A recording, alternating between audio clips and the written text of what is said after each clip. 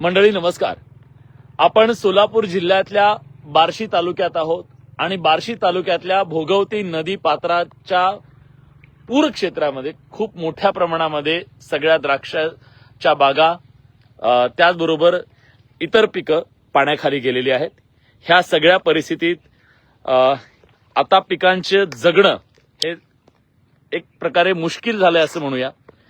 म्हणजे तुम्हाला अंदाज येईल, माझ्या मांडीला आता पाणी आहे आणि हे पाणी पूर्ण या द्राक्षाच्या बागेमध्ये आहे.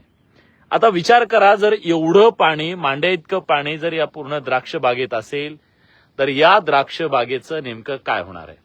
कारण आता या द्राक्ष बागेतल्या ह्या सगळ्या झाडांच्या मुळा आहेत त्या मुळा सडू शकतात आणि त्या मुळा सडल्या तरी आता छाटणीची जी वेळ आलेली आहे या द्राक्ष बागांच्या वरती, त्या छाटणीच्या काळामध्ये मुळं जर डॅमेज झाली, मुळं संपली तर या बागेचं प्रचंड मोठं नुकसान होणार आहे. एकरी जर आपण बघितलं तर द्राक्ष बागेला 5 लाख रुपयांचा खर्च आहे एकरी, आणि एकरी 5 लाख रुपयाचं नुकसान या सगळ्या शेतकऱ्यांचं होणार आहे. आणि द्राक्ष बाग ही आपण बघतो की ती काही अशी जूनमध्ये लावली आणि लगेच आपल्याला माल मिळाला असं होत नाही. त्याच्यासाठी लहानाचं मोठं करत ती जपावी लागते. आणि आता मी जास्त खोल पाण्यात जाणार नाही, फक्त अंदाज यावा म्हणून मी इथपर्यंत आलोय. कारण वरून आपल्याला कळलं नसतं की पाणी खाली खोल किती आहे, तेवढ्यासाठी इथं आलोय. आणि हे मांड्याला पाणी आहे, इतकं खोल म्हणजे हे पाणी आहे. आणि संपूर्ण हा परिसर बघितला आणि इथून काही किलोमीटर, 100 किलोमीटर पर्यंत अशाच प्रकारची परिस्थिती आहे. हे पाणी नदीच्या जवळपास अर्धा किलोमीटर इकडे आणि नदीच्या अर्धा किलोमीटर पलीकडे हे पाणी, पुराचं पाणी पसरलेलं आहे. आणि या पाण्यात हजारो लाखो हेक्टर जमीन, तिथली पिकं, द्राक्ष बागा, सोयाबीनची पिकं ही सगळी पाण्याखाली गेलेली आहेत. त्यामुळे शेतकऱ्याच्या वर हे किती मोठं संकट आहे. ही बाजूला तूर दिसते तुम्हाला, त्याच्या पलीकडेच्या शेतांमध्ये सोयाबीन आहे, तिकडे ऊस पण दिसतोय तुम्हाला. कदाचित मी अजून मोबाईल वर करेन, ऊस पण तुम्हाला दिसतोय. चहूकडे जिकडे बघावं तिकडे पाणी आहे. आणि हे पुराचं पाणी आहे.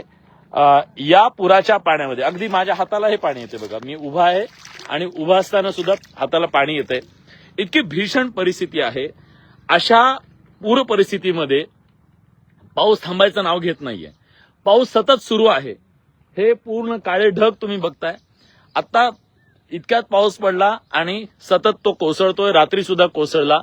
आणि त्यामुळे या सगळ्या परिसरामध्ये आभाळात ढग जरी दिसले तरी शेतकरी अक्षरशः घायकुतीला येतोय. आणि कसं हे थांबणार याचा प्रश्न त्याच्या समोर पडतोय. पण अभूतपूर्व ही सगळी परिस्थिती या सगळ्या परिसरात निर्माण झालेली आहे. आणि या सगळ्या परिस्थितीमध्ये शेतकऱ्याला जर मदत मिळाली नाही, याचं गांभीर्य जर सरकारपर्यंत पोहोचलं नाही, याचं गांभीर्य यंत्रणेपर्यंत पोहोचलं नाही, तर या शेतकऱ्याची परिस्थिती दयनीय, गंभीर होऊ शकते. हे वेगळं सांगायची गरज नाही. पण आता हे जे चित्र दिसतंय हे चित्र द्राक्ष बागेतलं आहे. मांड्या इतकं पाणी आहे आणि या मांड्या इतक्या पाण्यामध्ये आता द्राक्ष बाग जगायची कशी. पाणी ओसरेल निश्चितपणे, पुराचं हे पाणी आहे, हे ओसरेल. पण जेव्हा ओसरेल तेव्हा मात्र या बागेचा या पाण्यानं जीव घेतलेला असेल, हे नक्की.